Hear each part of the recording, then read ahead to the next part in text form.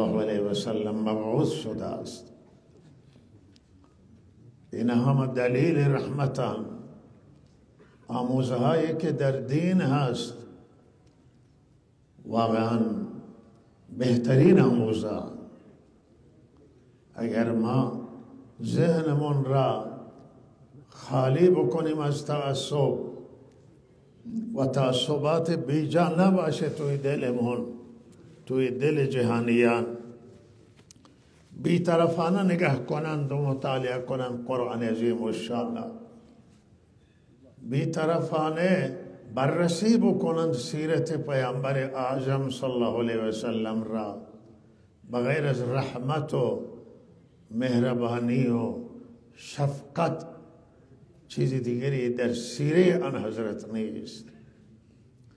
افسوس و جای حسرت و تأسف هست که امروز مسلمانان با این تعلیم پیامبر صلی الله علیه و سلم، سیره آن حضرت، با تعلیم قرآن عظیم الشان مسلمان فاصله گرفته.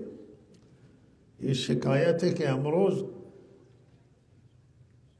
از مسلمانان هست برای آن است که مسلمان به راه اصلش را، صدر اسلام را ویل کرده است.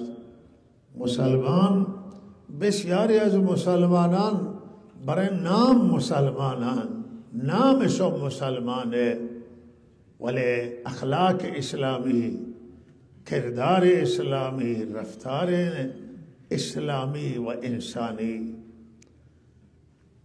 کمی. ما به حیث آن که انسانیم و انسان اشرف المخلوقات، بهترین مخلوق پروردگار است، به اقتضای انسان و بشریتمون باید نمونه از رحمت باشیم. رحمت، شفقت و مهربانی، مهرورزی در ما باشه. و به حیث اینکه مسلمانیم بعدی خیلی بالاتر، این وظیفه دیگر، مسئولیت دیگر ماست که ما باید نمونه از رحمت حضرت رسول صلی الله علیه و سلم، نمونه از زندگیان حضرت، نمونه از قرآن عظیم الشان باشیم. و چنانچه صحابه کرام رضوان الله تعالی علیهم اجمعین، اهل بیت اعظام، اینها نمونه از سیره آن حضرت بودن. اگر کسی میخواست که محمد رسول الله صلی الله علیه وسلم را بشناسد، زندگی صحابه را نگاه میکرد، سیره صحابه، سیره اهل بیت، سیره حضرت علی که این روزا ولادت حضرت علی رضی الله تعالی عنه است. کسی میخواست که آن حضرت را بشناسد، ابو بکر صدیق، عمر فاروق، عثمان غنی و عشره مبشره و صحابه کرام زندگیش را نگاه میکرد و زندگی صحابه کرام آن حضرت را میشناختند، از زندگی اهل بیت آن حضرت را میشناختند که چه انسان وارسته والا مقام، کسی که مکارم میفرماید من الله مبعوث کرده و فرستاده است تا مکارم اخلاقی را، زیبایی های اخلاق را، فروشه زیبایی های اخلاق را پای تکمیل برسانم، مکمل بکنم، کامل بکنم. و آن حضرت همه انبیا یک فروشه عظیمه که در دین داشتن، همانطور که در این فروشه دینی اعتقاد توحیدی هست، اعتقاد به پرستش خدای واحد و لا شریک، و انبیا بنیان گذاران توحیدن، یکتا فرستیان و فرستش خدای واحد لا شریکن. انبیا علیهم السلام فروجه عمل کرد صحیح و اعمال صحیح احکام نورانی را هم در دنیا بنیان گذاری کردن و در این پروژه عظیم اخلاق نیکه، اخلاق میدرخشه، مکارم اخلاقیه، بلندی های اخلاقان و اخلاقیات را اینها بنیان گذار. آن حضرت این پروژه را که آخرین نبیان، خاتم النبیین و بعد از آن حضرت دیگر نبی نمی آید، این پروژه را بفای تکمیل فرمودم برسانم مأموریت منینه. و امروز متاسفانه مسلمانان در اخلاق چه اندازه افت کردند، ما چه اندازه افت کردیم در مسائل اخلاقی و اخلاقیات و او مکارم اخلاقی گذشت. رحمت و مهربانی و برخوردهای نیک و خوب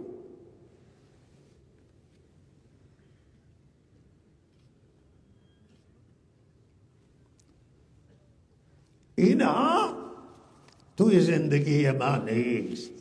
وقتی شما زندگی آن حضرت را بررسی بکنید، زندگی آن حضرت با زنان ازواج مطهرات، زندگی آن حضرت صلی الله علیه وسلم با فرزندان، اولاد و اطفال، حیران میشه. این خاتم النبیین رحمت للعالمین سر محراب نشسته، بالای محراب منبر ببخشید و یکی از فرزندان آن حضرت حسن رضی الله تعالی عنه به آغوش میگیره و میگه این فرزند من آغاست. و دو تا گروه بزرگ مسلمانان که با هم درگیر میشن به وسیله این به مصالحه میرسن. فرزندش را میبوید، میبوسد. کسی میگه یا رسول الله شما هم فرزندانم میبوسید؟ میفرمای بله من میبوسم فرزنده. و کسی که رحم داشتن بگو من 10 تا فرزند دارم، من یکی را تا حالا نبوسیدم. گفتن که وقتی الله رحمتش را از قلب یکی از بندگان دور کند، من چه کاری برای او میتوانم بکنم؟ یعنی گویم برخلاف رحمت، برخلاف شفقت. فرزندان باید بویید و فرزندان را بوسید و محبت کرد. این سیره آن حضرت، این سیره رحمت للعالمین. صحبت زنان را گوش میکرد، ازواج مطهرات، وقت برای اونها فارغ میکرد تا با اونها بشینه و صحبت اونها را گوش کنه. الله زنان مدتی قبل نامه نوشته بود کسی از خانمها که شوهرهای ما روز که به بازاران، به کسب و کار و اداران، شب که برمیگردن سرشون توی موبایله و شوهرهای گرامی برای ما وقت ندارن که عرایز ما را گوش کنن، درد دل ما را گوش کنن. آن حضرت مهربان بود نسبت به زنان، مهربان بود نسبت به غلامان، مهربان بود نسبت به کنیزان. ام ایمن کنیز آن حضرت قبل از اسلامین، کنیز آبا و اجدادی بوده و آن حضرت برای کنیز به اندازه احترام قائل بود که حد و حساب نبود. به خانه او میرفت، ازدواج داده بود او را. اینجا که مدینه آمده به انصاری ازدواج کرد و از او اولاد پیدا شد. قبلا حضرت زید ازدواج کرده بود، غلام آن حضرت. از او اسامه پیدا شد و از این انصاری ایمن پیدا شد، ایمنی. و چه اندازه این احترام داشت این کنیز نزد آن حضرت ابوبکر میرم به ملاقاتش، حضرت عمر، هر دو تا میرفتم به ملاقاتش. گاهی گفتا حضرت ملاقات این رفته. حلیمه وقتی که آمدن، حضرت حلیمه کسی که آن حضرت را شیر داده بود، وقتی که حلیمه آمد آن حضرت بلند شده و چادر خود را انداختم برای او که به سر چادری که پوشیده بودم بشینه. گوی مادر منه، کسی که آن حضرت را شیر داده. چه حرمت بود، چه رحمت بود، چه شفقت بود. در مقابل همه مؤمنان الله تعالی دستور داده بود که شما تواضع کنید، بازوی رحمت، شانه رحمت پایین بیارید. در مقابل همه متواضع بودن. دو زانو آن حضرت می نشستن، کمتر 4 زانو بود. همین صورتی که من شما در التحیات می نشینیم می نشست و متواضع بودن. با اسیران چه اندازه آن حضرت صلی الله علیه وسلم شفقت داشتن، چقدر مهربانی با اسیران بعد را که گرفتن آوردن 70 نفر، چقدر اینها را به خوبی نگهداری کردن. یک اسیری را کتک نزدن، یک اسیری را شکنجه ندادن. اینا دشمنان آن حضرت بودن، دشمنان خونخوار. با آن حضرت در طول زندگی بدی کردن. قبل از هجرت، بعد از هجرت هم همین که دشمن بودن، ولی آن با این دشمنان چه رفتاری خوب کرد، چقدر با اینها محبت کرد، اینا را آزاد کرد. پیشنهاد دادن که اینا را بکشید. چرا که اینا که وقت برن دشمنان شما تقویت می شوند، اینا را بزنید تا سوس بشن دشمنان. آن حضرت قبول نکرد، یکی را نگذاشت که بزنن، آزاد کرد. که ما امیدواریم که نه آینده حق بیابان.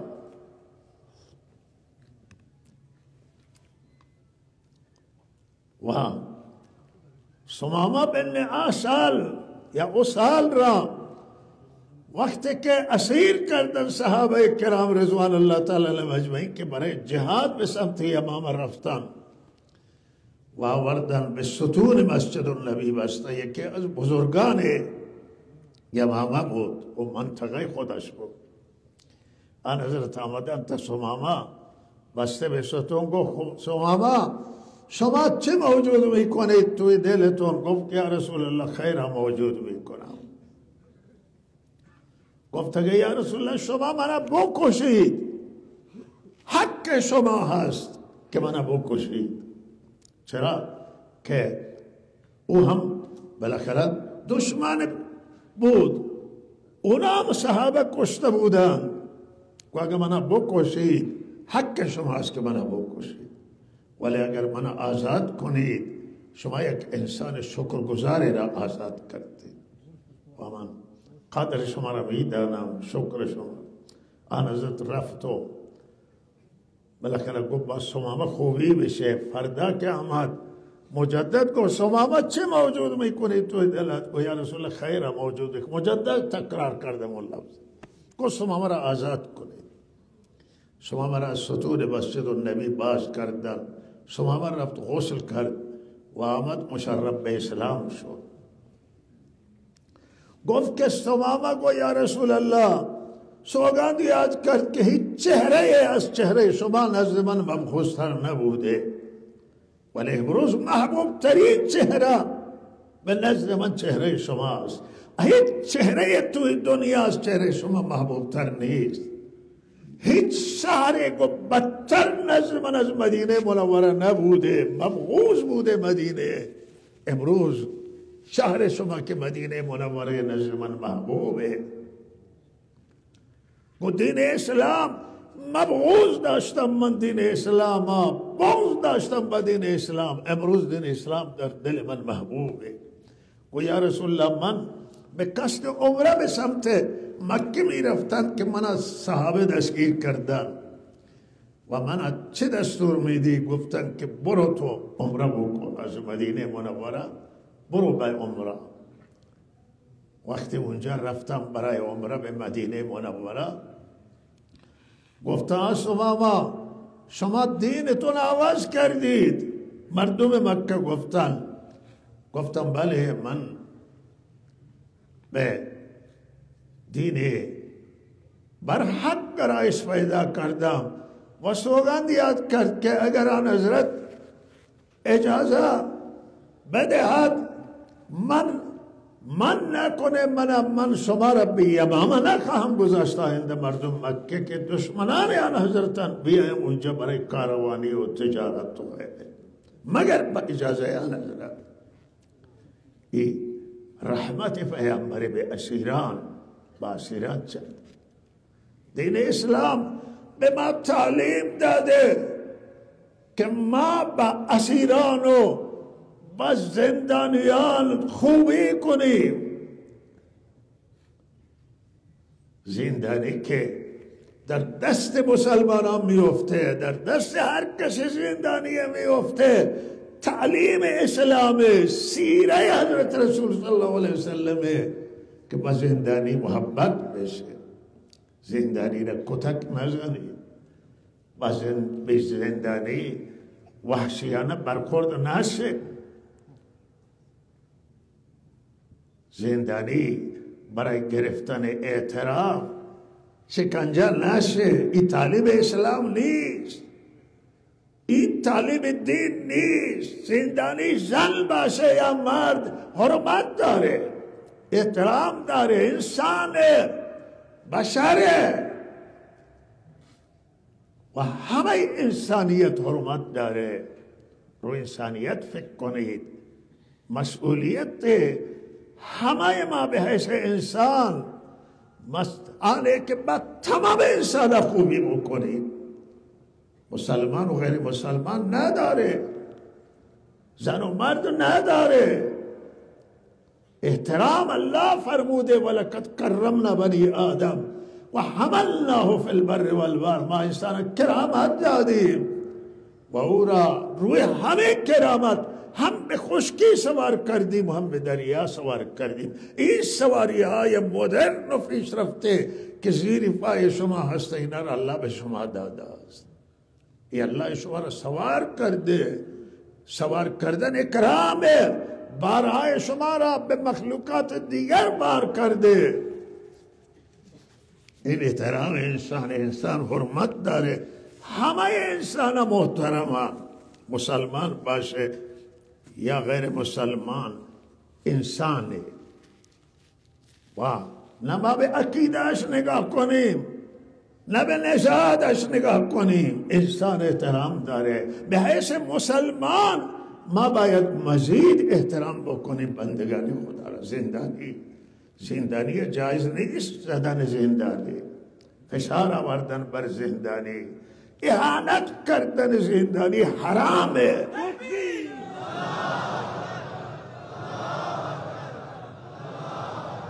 توهین به زندانی احساس نکنه که این بازجوی من میخواد بر من حمله بکنه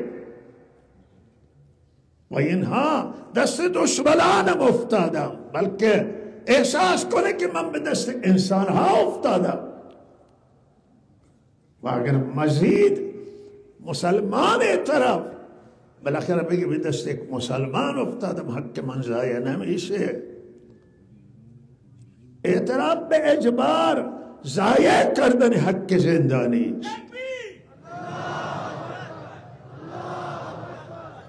این تعلیم اسلام نیست، این تعلیم دین نیست.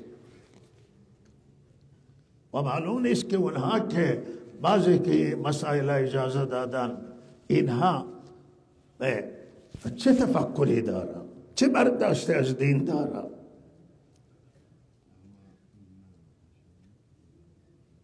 همه انسان ها حرمت دارن، احترام دارن.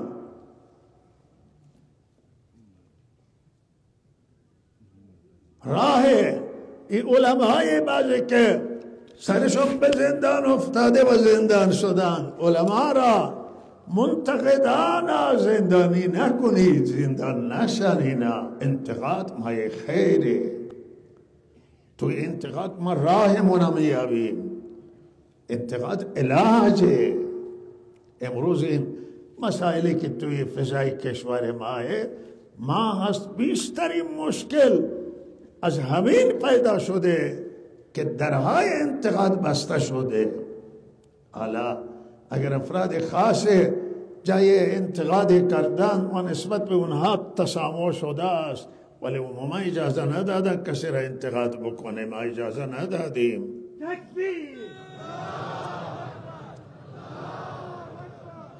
اهل کلام، روزنامه نگاران واقعیت ها را به آزادی کامل داشته باشد تا واقعیت ها را انعکاس بده و در این ما میتوانیم راه خودمون بیابیم و در این ما میتوانیم که اصلاح کنیم ضعف‌های من را. این ما نیستیم تنهای صحبت برای همه دنیای تمام کشورهای و همه نظامها و حکومت. بهترین نظام توی دنیا اونه که آزادی بیان داشته باشه، آزادی کلام داشته باشه و آزادی انتقاد بده. بگه از من انتقاد کنید، از ما انتقاد کنید تا ما در سایه انتقاد بتوانیم روشنی انتقاد رایمون بیابیم.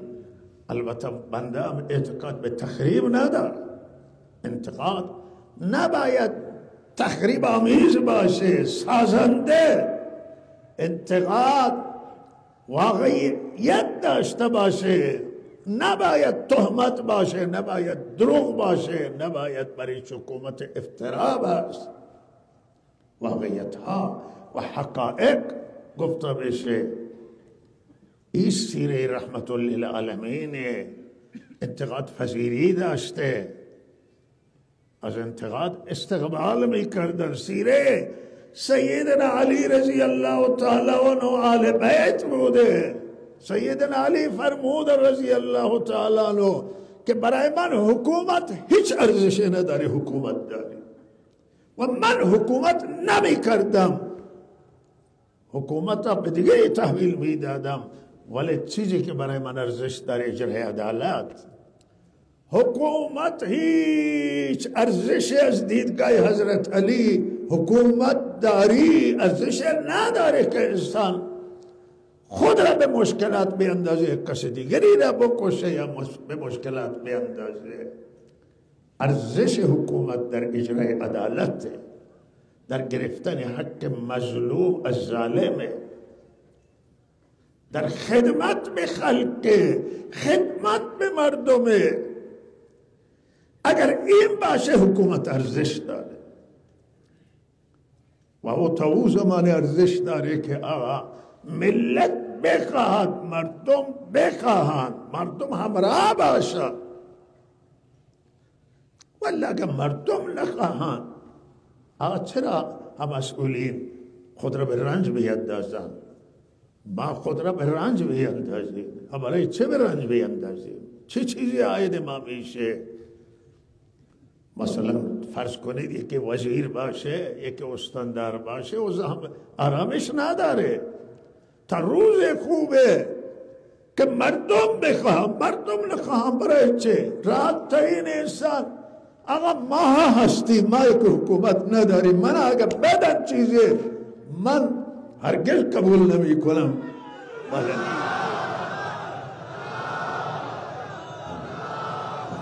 راحت با زن و بچه ها نشستیم، راحت با طلاب نشستیم و از بهتری کشران، این استاد دانشگاه و معلم با شاگردان، دانش آموزان و دانشجویان نشسته راحته. چرا ما آسایشمون رو خراب بکنیم؟ ولی حکومت داری، حکمرانی برای آنه که عدالت اجرا بشه، برای آنه که حق مظلوم گرفته بشه، برای آنه که خدمت به خلق انجام بگیره، نه برای مادیات، نه برای که ما پول جمع بکنه، نه برای که ما مال جمع بکنه. مال چه ارزشی داره؟ پول چه ارزشی داره که کسی پریشان بکنه خود را و نگران بکنه؟ حضرت علی این مقصدش، این توجیه تفسیر کلام سیدنا علی رضی الله. چه انسانی وارسته حضرت علی؟ درویشانه خلافت را گرفتن و درویشانه از دنیا رفتن، هیچی برای خود جمع نکردن. وقتی حضرت علی حاکم بودن، امیر المؤمنین بودن و سیدنا علی رضی الله تعالی عنه به دنیا هیچ گرایش پیدا نکرد. و سیدنا حسین حسن رضی الله تعالی عنه 6 ماه حکومت در دستش بود. اکثر قلمروی عالم اسلام در دست سیدنا حسن بود. حکومت بزرگی بود. اما حضرت حسن فرمودن که اختلاف بود بین مسلمانان، اون طرف یک طرف معاویه بود رضی الله تعالی عنه، یک طرف حضرت حسن بود. گفت که حکومت را تحویل داد به معاویه. گفت که بین مسلمانان اختلاف از صلاح نمیدانه و به هر حال نسایی خود را به معاویه کرد و از حکومت کنار کششون. به چه اندازه و حضرت حسن توانایی مقابله با معاویه را داشتند. بیشتری مسلمانان به طرف حضرت حسن بودند. خیلی حرفه. حکومت تحویل داد به معاویه و او را توصیه کرد به همون توصیه‌ای که او کردند، ایشون کردند به حق و عدالت و هرچی که هست و حق حقوق الناس و خود را کنار کشید. این سیره اهل بیت، این سنت اهل بیت. اهل بیت واقعا اگر امروز زندگی ما با سیره اهل بیت تطبیق داشت، اگر سیره زندگی ما با سیره صحابه، با سیره رحمت للعالمین، دنیا گلستان بود، دنیا پر از عدل بود، دنیا پر از اخلاق بود. اگر مسلمان اسلام باشه و اخلاق نباشه، اگر اسلام باشه عدالت نباشه، اگر اسلام باشه و تقوا نباشه، هیچی نیست. نام اسلام، نه عمل به اسلام و عمل بدی. و اگر ما بگیم که ما حضرت رسول دوست داریم، تا زمانی که سیره حضرت نباشه این دوستی هیچ ارزشی نداره. اگر ما بگیم ما خدا را دوست داریم، قربان خداییم، تا زمانی که عمل نکنیم به قرآن و به احکام الهی دستور، هیچ این دوستی هیچ ارزشی نداره.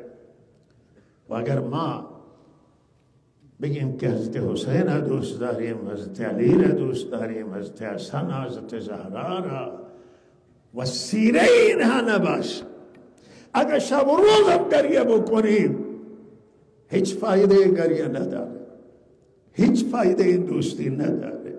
حالا که سیره اینها، سیره امام حسین، سیره خلفای راشدین، سیره حضرت رسول، سیره محمد رسول الله، اطاعت از الله تعالی ای ارزش داره و اینها ما را قبول هم نخواهند که روز قیامت به عنوان محب خود. صحابه کرام ما را قبول نمی کنند، آن حضرت قبول نمی کنه، اهل بیت قبول نمی کنند به عنوان محب. محب اون کسی که اتباع بکنه، اخلاق اونها را، کردار اونها را، ترحم اونها را داشته باشه، عاطفه اونها را.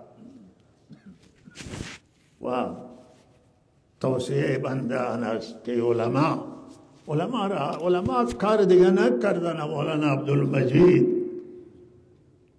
مولانا گرگیز و علمای کردستان ماموستا حرف زدن، صحبتی کردن، مصاحبه بازی جایی که انجام داده و لحاظ این حرفا باید تحمل بشه. حاکمیت و وسیعهای مختلف کسی رفتن دیدشون وسیع کنن، بشینه با علما بشینید. علما سمت فدری را دارن برای ملت، دعاگوی ملت هستن، خیرخواه ملت هستن. مگر ما حرفی اگر میزنیم بغیر انشالله از خیرخواهی هیچ چیزی توی حرف ما نیست. ما خیرخواه همه هستیم، خیرخواه یک کس نیستیم، خیرخواه همه. به نظر ما همه این انسان حق دارن، همه قابل رحمن، همه قابل ترحمن، همه ما قابل ترحمیم، ما قابل ترحمیم که بر ما رحم بشه، ما بر دیگران رحم بکنیم. مولانا عبدالمجید حفظه الله همکار هستند و ایشون دلسوز بودن و ما امیدواریم که ایشون زودتر انشاءالله با تلاش مسئولان استانی انشاءالله برگردند. همچنان علمای کردستان بسیاری علمای شاخصان برجستان، دلسوزن، اینا حرفی زدن روی دلسوزیه، نه روی تخریبه، روی اصلاح، روی خیرخواهیه. و اینها آزاد بشن. سایر زندانی ها که زندانان، زنن، مردن، جوانن، هنرمندن، دانشگاهیان، از هر طیفی هستن، اینا را آزاد بشن. آزادی اینها خوبی، این آزاد بشه، با اینا بشینید، اینا را سوال پیچ نکنید، اینا ترسونده نشن، تهدید نشن، بشینید صحبت کنید. اشتباه دارن، اشتباهشون را روشنشون بکنید. حقی دارن، حقا بپذیرید، انصافش امینه. خصوصا زنان، خصوصا کودکان، این دو تا کشر خیلی قابل رحم و انسان گاهی ترحم میگیره برای اینها. من یک چیزی که خیلی تکان داد، اعدام 2 تا برادر در کرمان، 2 تا برادر در کرمان به جرم مواد مخدر اعدام شدن. من خیلی تکان داد. من گفتم که نهایت بیرحمی قاضیه که 2 تا برادر را، او یه شما که میخواستی اعدام بکنی، یکی را که اعدام کردی یکی را میگذاشتی، پدر اعدام میکنی فرزند بگذار، فرزند اعدام میکنی پدرش را بگذار. و 2 تا برادران میخواستی 2 تا یکی را اعدام کنی یکی را بگذار. من که میگه هر 2 تا را، ولی شما میگه نه اعدام، یکی را اعدام کن. من که مخالفم با اعدام، معتقدم که این تمام اعدام های مواد مخدر تا حالا هیچ منفعت به نظام هم نداشته، به جامعه نداشته.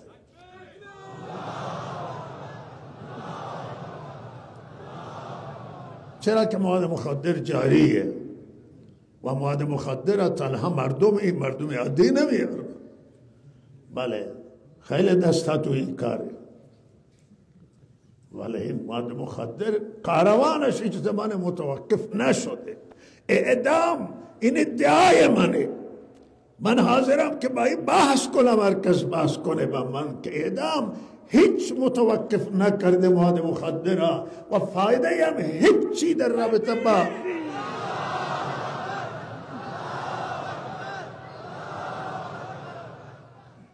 جریان مواد مخدر نداشته. و این قوانین کسانی که تصویب کردن کاش که ترحم در نظر می گرفت.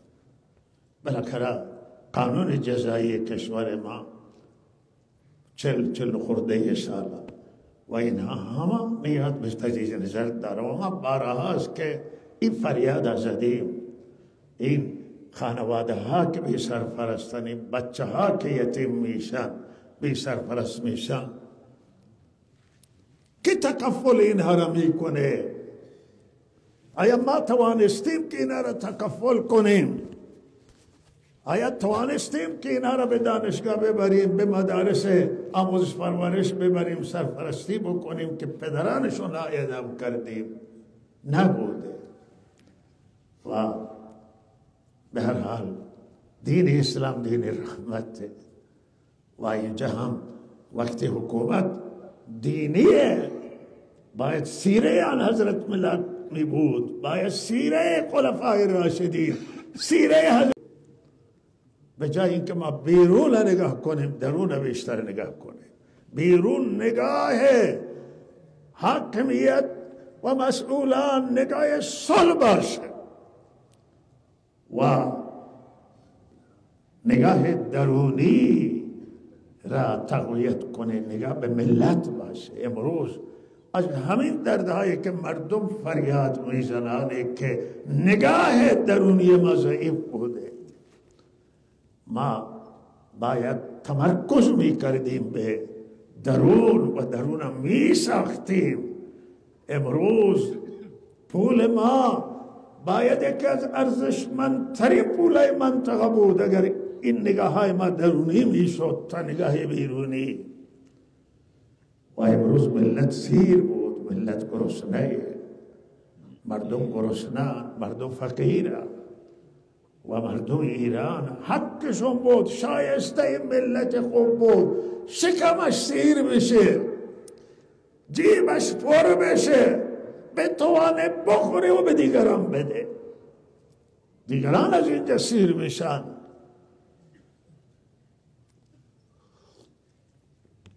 اگر نگاه را ما درونی میکردیم به خیلی چیزا درسته. سلاح خوبه که ما در صنعت تسلیحات و سلاح سازی پیشرفت کردیم، خوب هستیم برای دفاعمون، ولی وقت نگاه صلح آمیز باشه، ما از اینکه در صنعت سلاح سازی هزینه بالاتر کنیم، ما در صنعت های دیگر باید این هزینه ها را میکردیم. من بارها رفتم با وزیر صنایع و معاون اول رئیس جمهور در دوره آقای روحانی رئیس جمهور صحبت که من گفتم که شما نگاهتون به صنعت درست نیست. دلایلم را ذکر کردم. گفتم شما این صنعت داره بدبخت میشه، صنعت شما داره از بین میره. شما باید مالیات را صنعت بردارید از کسانی که تولید میکنند. شما نباید مالیات از تولید کننده بگیرید. شما تولید کننده را تقویت کنید، بدید، نازو بگیرید تا بتوانه کیفیت تا بالا ببره، تا بتوانه صنعت تقویت کنه، تا صنعت گسترش پیدا بکنه و کشور سیر بشه، کشور آباد بشه. نگاه مهمه. نگاه اگر فرا قومی بود، نگاه اگر فرا مذهبی بود، نگاه اگر فرا جناحی بود، نگاه اگر فرا دینی بود، من اعتقادم هست، منم علامت نکنید، معتقدم که لایق تو حکومت کار گرفته بشه، لایقا کار گرفته بشه. من دیگر کشورها توصیه کردم، نامه نوشتم بعضی جا، گفت از مسیحی کار گیرید، از یهودی کار بگیرید، شما از ملتتون. مردم همه دین دار نیستن، بعضی دین قبول نکرد دارن ولی شایستگی دارن، لیاقت دارن، وجدان دارن، شما کار بگیرید. این سیاست درسته. اگر ما اینا خیرن، اگر نگاه حکومت های دنیا فرا جناحی و فرا حزبی و فرا قومی و فرا دینی حتی باشه، این رحمتی میشه برای حکومت. ملت همراه میشه بر اساس شایستگی، نه دیانت، بر اساس شایستگی. ولی اگر دیندار شایسته حقشه، ولی اگر یک شایسته غیر دیندار لایقه، شما از اون کار میخواید بیاره، اون کار بگیرید، بیاری همه را با خود نزدیک کنید. اما این ملت کالا ما میگیم بعضی حقوق انسانیش ما گفتیم رعایت کنید، حقوق بشری دارن، حقوق انسانی. آقا بعضی شروع کردن به توهین کردن. ما گفتیم صلح، ما میگم نه، بعضی میگن که نه صلح نه. بله ما میگیم صلح عادلانه. من گفتم در صحبتام که صلح عادلانه چیه؟ شما غیر از عدل چیز دیگری شما میخواهید؟ صلح ظالمانه را ما قبول نداریم. صلح عادلانه ما گفتیم، جمله بنده صلح عادلانه گفتیم بهتری از جنگ. بله ولی از صلح اگر عادلانه باشه، اینجا ما همین میگیم نگاه مهمه، نگاه عوض بشن باید. تا نگاه عوض نشده مشکلات حل نمیشن. هر کس باشه، هر رئیس جمهور باشه، هر مسئول باشه، هر حکومت توی دنیا باشه، تا نگاه ها عوض نشن مسائل درست حل نمیشه.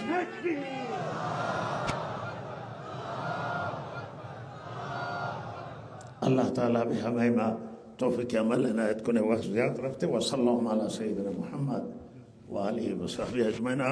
یک چیزی که من خیلی تکان داد و تکان دهنده بود، همین انفجاری که در پشاور پاکستان در مسجدی رخ داد و یک روایت 90 نفر و یکی 60 نفر کشته شد.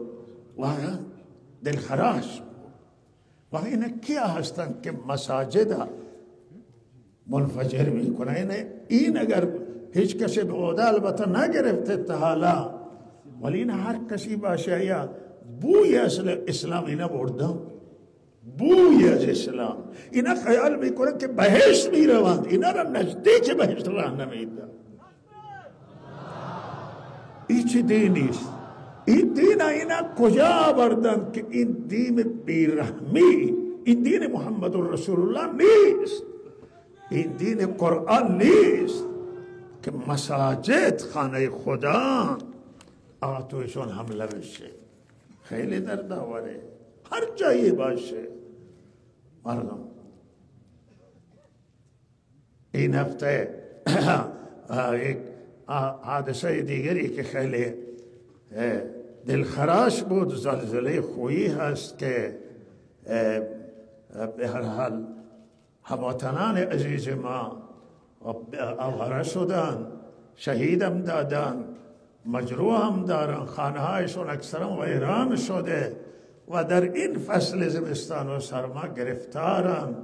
توصیه ما به همه، هم مسئولان و هم مردم عزیز، خصوصا آنه که به اینها رسیدگی بشه، اینا فعلا برای غذا، خوراک، مواد خوراکی، مواد پوشاکی، پول و ساختن خانه هایشون، برای همه چیز نیاز دارن. باید ملت عزیز ایران به اینا برسه، مسئولان وظیفهشون ادا کنن و همه به اینها رسیدگی بشه، دعای خیر بشه. و این هفته ملاقاتی داشتم با همه مجروحان، نه آمدن مسجد و حدود نزدیک 300 نفر مجروح، نزدیک 100 نفر کشته های همین جمعه خونین هست. و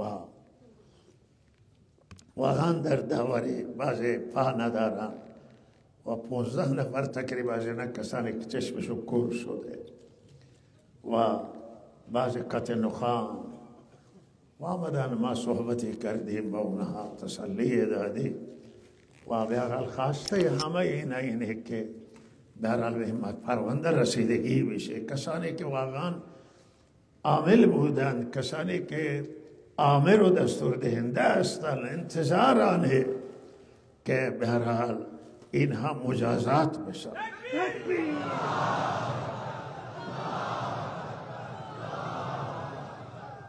و صلی الله علی سیدنا محمد و علینا همیشه به دعای خیرتون.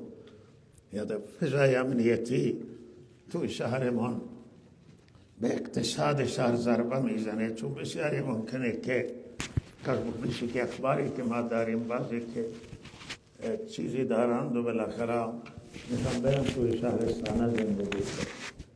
و لحاظا توصیه ما اینه که الحمدلله امنیت برقرار هست و مسئولا نگران نباشه و عادی بشه بهتر هست. این مردم تا زمانی که برای امنیت همکاری بکنن ما مشکل نخواهیم داشت. و روزی که مردم نکنن او روزی است که ما الله تعالی امنیت ها بیاره و مردم امنیت ها همه ما میخواهیم امنیت را و تا حالا همه ما حراست کردیم از امنیت و گذاشته نشده هیچ کسی که امنیت مخل بشه و امنیت ضربه بزنه. و صلی الله علی سیدنا محمد.